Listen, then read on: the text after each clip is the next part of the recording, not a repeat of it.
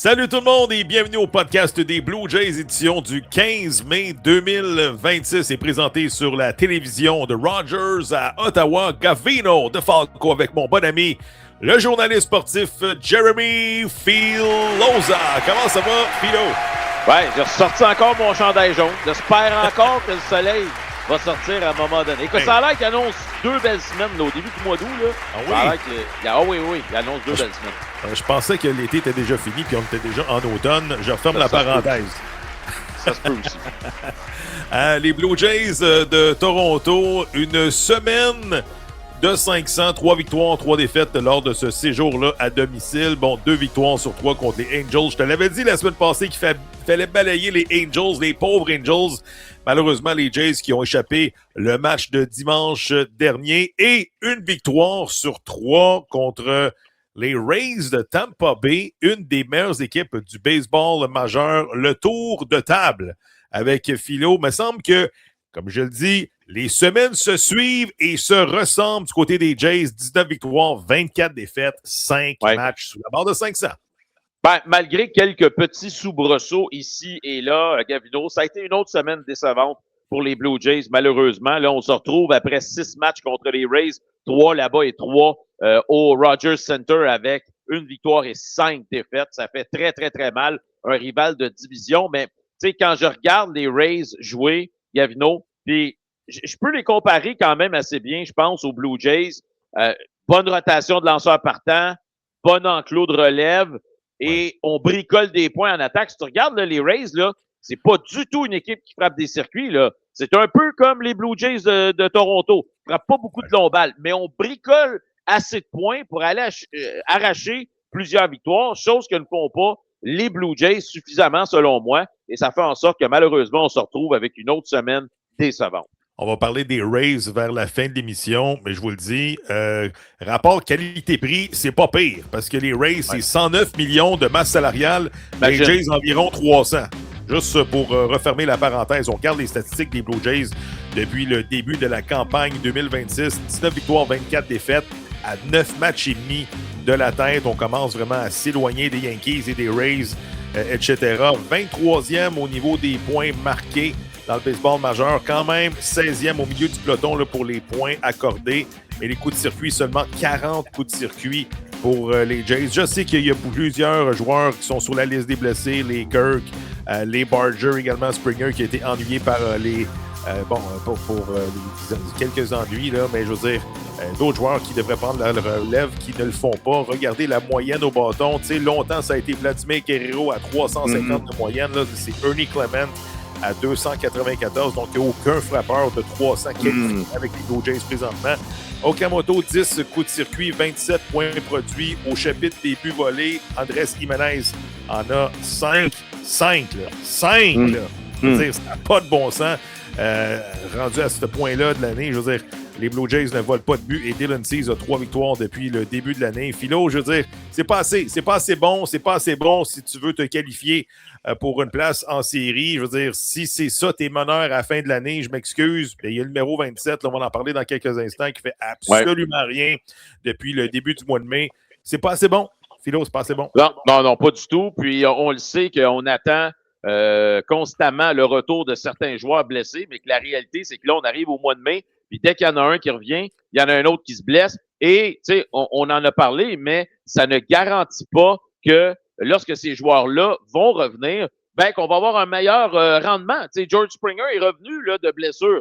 On peut pas dire que c'est un gars qui aide beaucoup l'équipe au moment où on se parle. Non. Je crois avoir lu en quelque part que c'est le joueur qui frappe le plus de chandelles à l'avant-champ dans tout le baseball majeur. Je veux dire, il ressemble de plus en plus au George Springer d'il y a 2 ans et non au George Springer de la saison dernière. Et si tu ne peux pas compter, Gavino, sur tes valeurs sûres, tu vas être dans le trouble. Le seul bon côté, je pense, du début de la semaine, ça a été le grand chelem de Dalton Varsho contre les Rays. Oui. On regarde tout de suite et on revient. 2-2 pitch. And it's hit to deep left field. It's carrying. It's gone.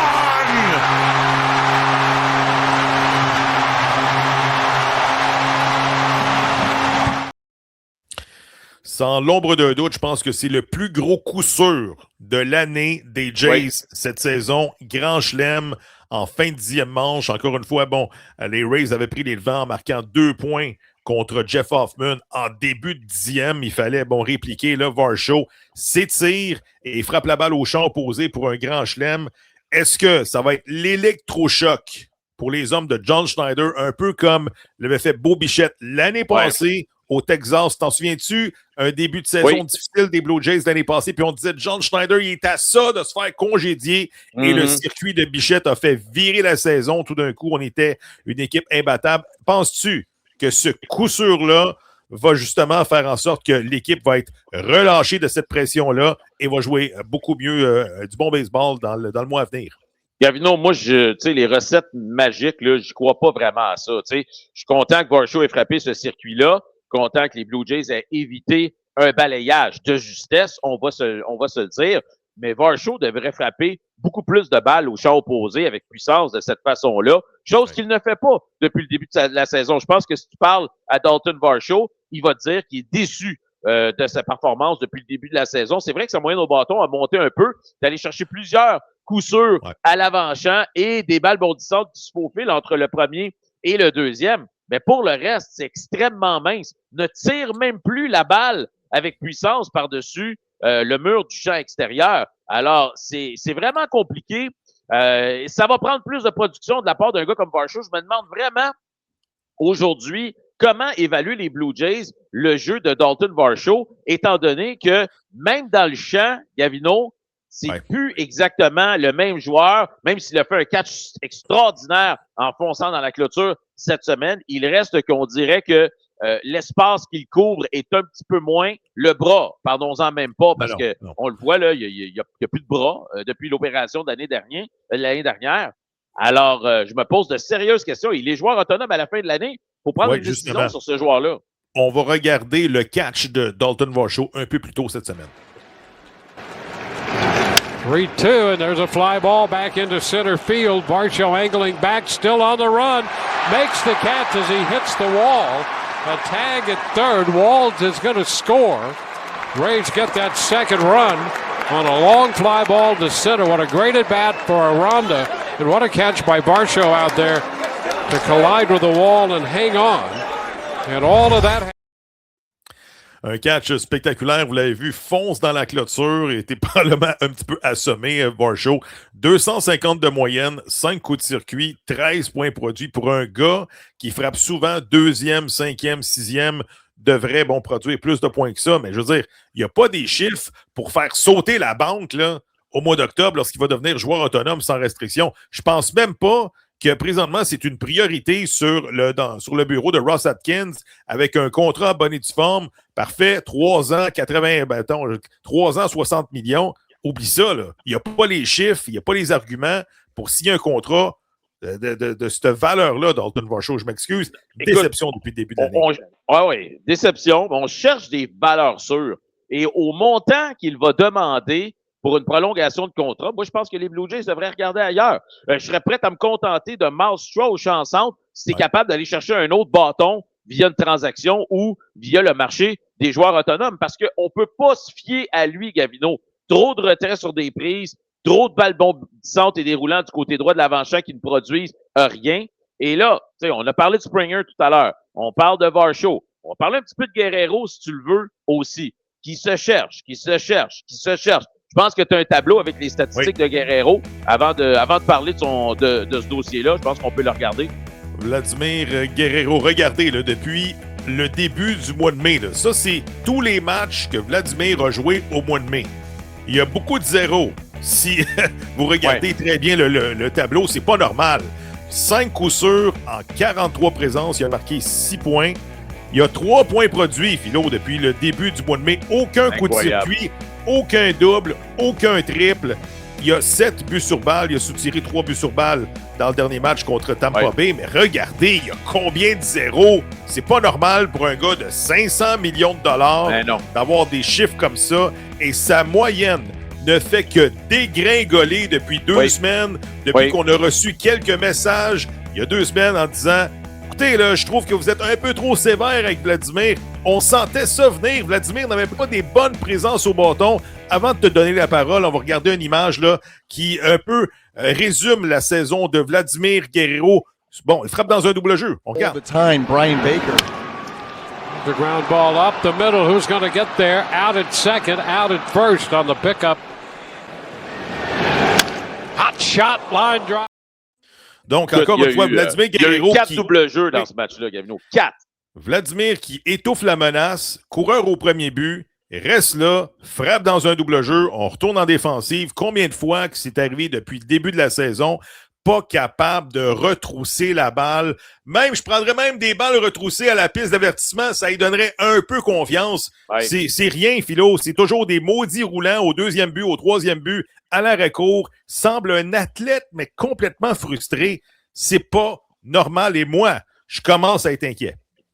Oui, je comprends. Puis même les balles qu'il frappe lorsqu'il les tire, plus souvent qu'autrement, les voltigeurs les captent avant même la piste d'avertissement. Bon, je veux parler un petit peu de ce qui s'est passé avec Vladimir depuis le début de la saison. OK?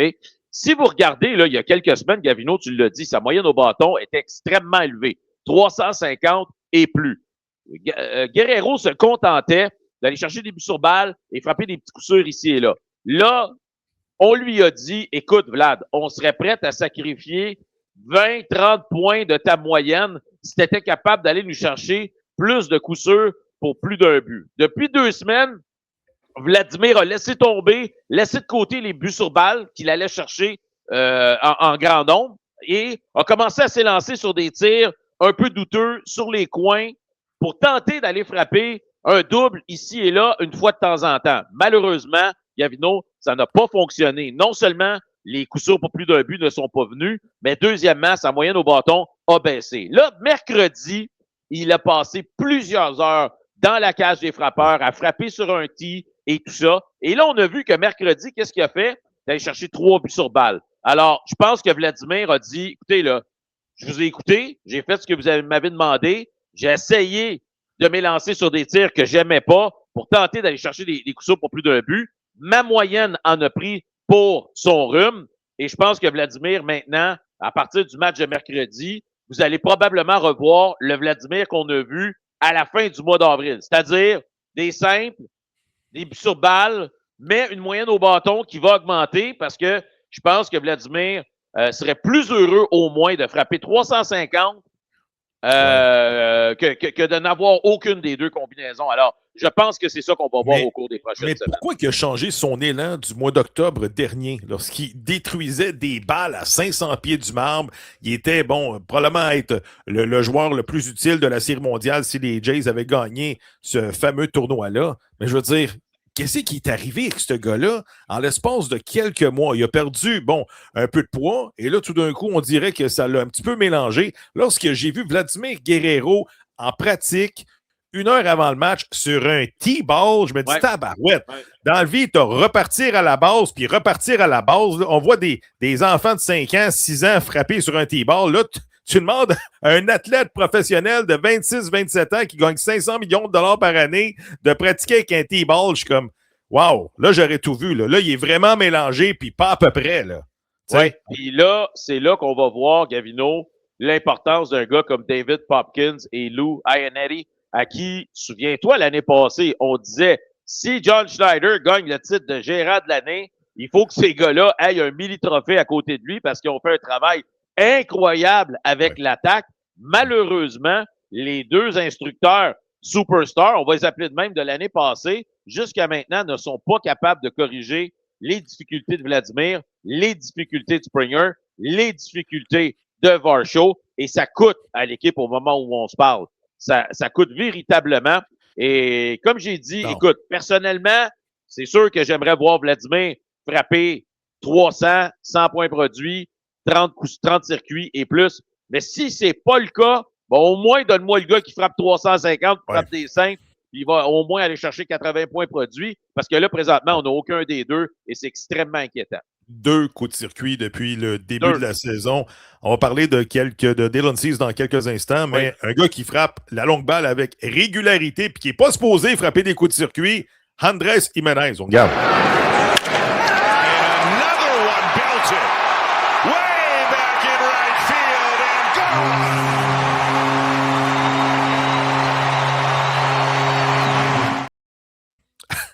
5 coups de circuit, Andrés Jiménez. Vlad en a 2. Oui. Ça explique un peu les problèmes des Blue Jays depuis le début de l'année. Jiménez qui a frappé 2 coups de circuit dans le même match contre Tampa Bay, mais quand même, il retrousse des balles l'autre bord de la clôture. Écoute, j'écoute les médias à Toronto qui disent écoutez, on a quand même frappé, on a quand même marqué des 5 points face aux Rays, une équipe qui normalement donne pas tant de points que ça. Ouais. Je comprends, mais la majorité de tes points ont été marqués via un seul élan. Andrés Jiménez a frappé 2 circuits dans le même match. Excellent. Ça se peut aussi qu'il n'en frappe pas d'autres pour le prochain mois. Si c'est sur ça que tu comptes, Gavino, pour gagner des matchs, t'es dans le trouble. Je suis désolé, là, mais c'est ça la réalité. Alors, je l'ai dit 1000 fois, les Blue Jays ne fabriquent pas suffisamment de points. Écoute, je regarde le travail de notre cher ami Simpson du côté des Rays de Tampa Bay. Cette semaine, dans le premier match contre les Blue Jays, Gavino, 3 coups sûrs à l'avant-champ. C'est un marchand de vitesse. On se rend sur les sentiers. En l'espace de quelques secondes, il vole le deuxième. On le fait avancer sur un amorti. Puis avant même que tu t'en rendes compte, comme on disait dans le temps au Stade olympique avec Tim Raines et Ron LaFleur, Otis Nixon, avant que l'hymne national soit fini, c'était 1-0 les Expos. Ben, les Rays, ils le font. Et les Blue Jays, tu joues du baseball de rattrapage à chaque fois parce que les Rays mettent cette machine-là en marche. Puis déjà, en première manche, tu te retrouves à 1 ou à 2-0. J'adore ce que les Rays sont capables de faire malgré la masse salariale limitée qu'ils ont. Tu parles de Chandler Simpson. Regardez, ça, c'est un vrai premier frappeur. 306 de moyenne pour Simpson. Du côté des coups de circuit, Junior Caminero avec 11, 33 points produits pour Jonathan Aranda, le meneur chez les Rays. 14 buts volés pour Chandler Simpson. Juste pour vous donner une idée, là, les Blue Jays ont 16 buts volés depuis le début de la saison. L'équipe combinée, là, t'en as 16. Ils sont 29e dans le baseball majeur. San Francisco en a 12. Donc, ça, c'est des équipes qui ne volent pas. Très prévisible offensivement, c'est-à-dire il n'y a aucun coureur en course et tout ça. Le problème là-dedans, c'est que je ne comprends pas. Tu as 16 buts volés, tu as seulement été retiré en tentative de vol 3 fois. Comment ça se fait que tu gambles pas plus que ça et tu mets des coureurs en mouvement? Et je continue à dire, là, la fameuse statistique, là, les Blue Jays ont un triple depuis le début de l'année. Un triple. Alors, je sais. Mais ça, les triples, c'est. Je comprends. Il y a un élément juste de à dire qu'il n'y a pas de vitesse. Il n'y a pas de vitesse.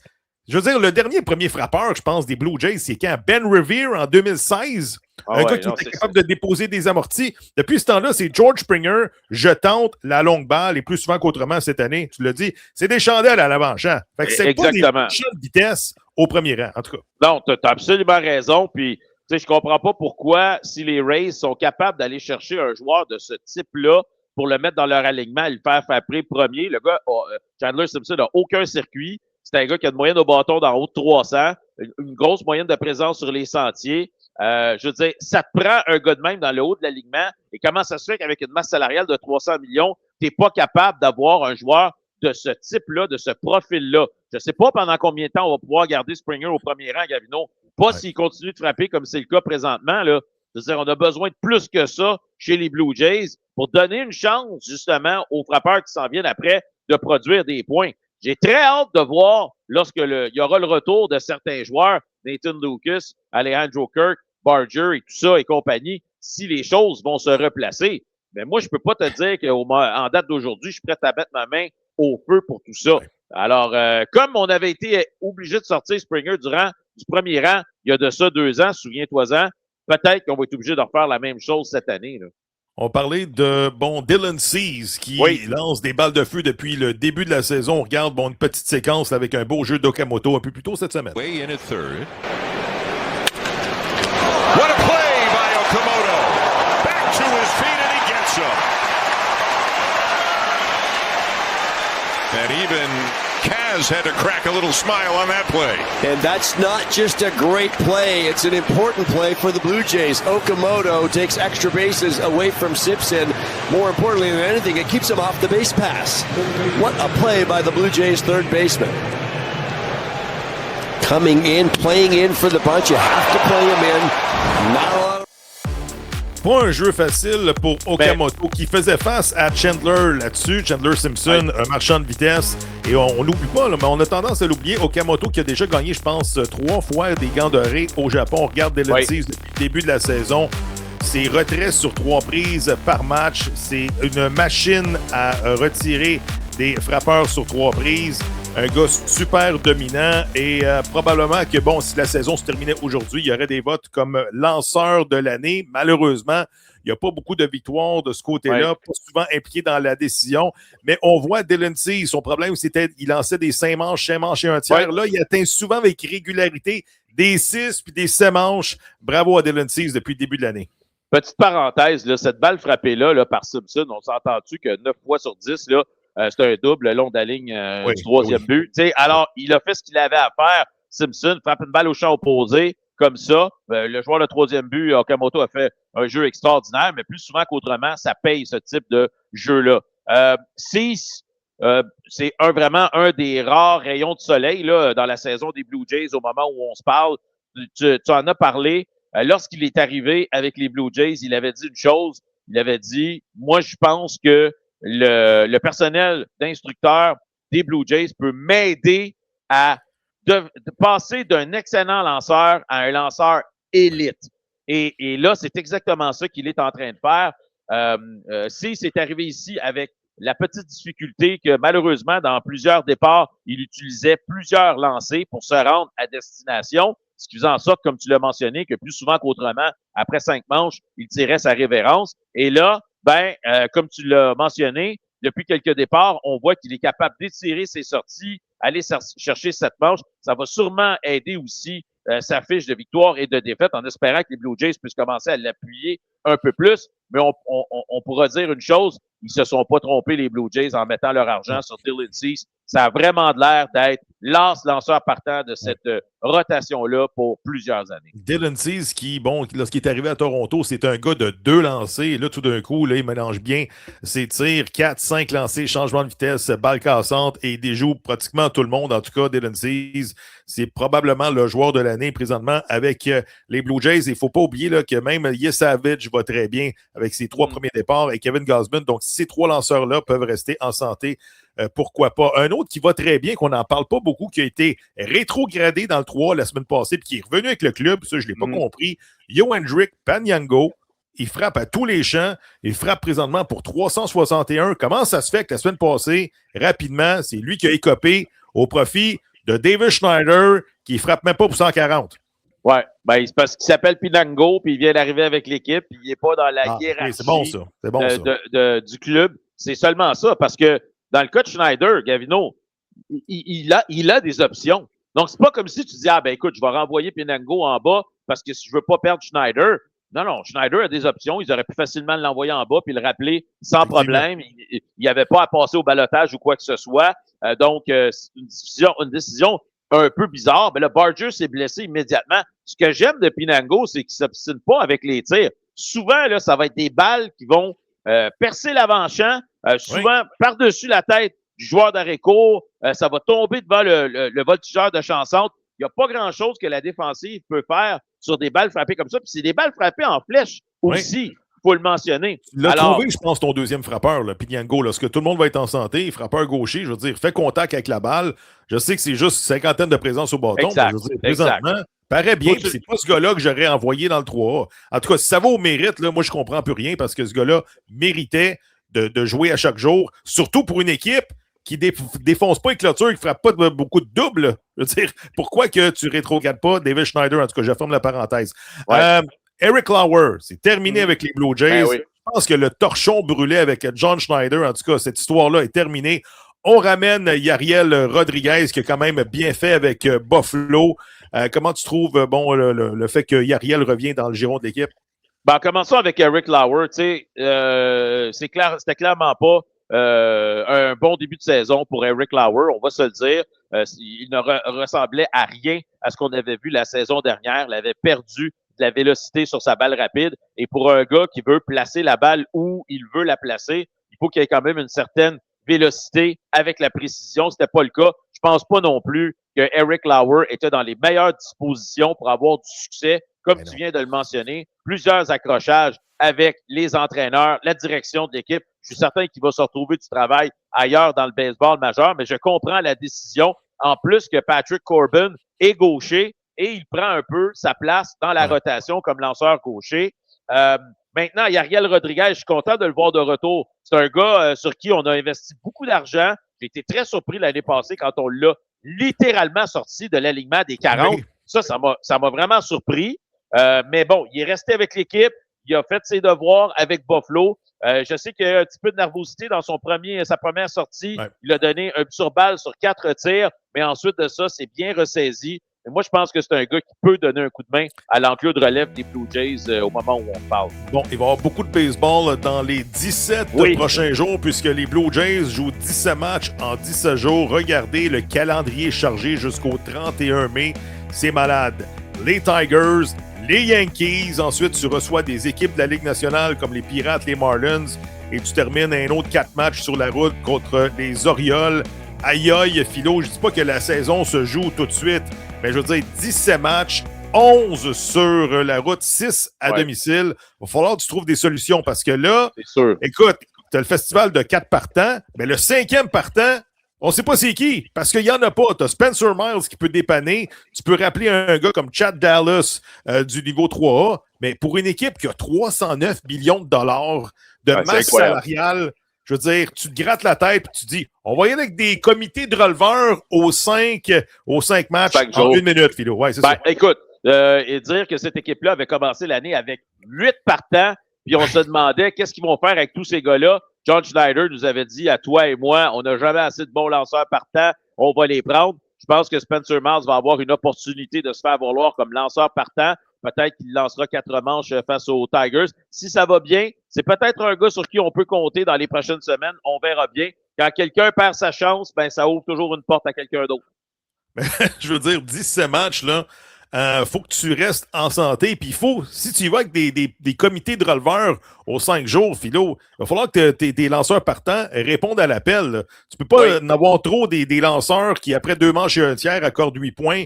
Puis là, tu fais confiance à Tommy Nance, puis tu fais confiance à Braden Fisher pour te lancer un 6 manches de travail. Non. Il va falloir que tes lanceurs partants se rendent très loin en 30 secondes.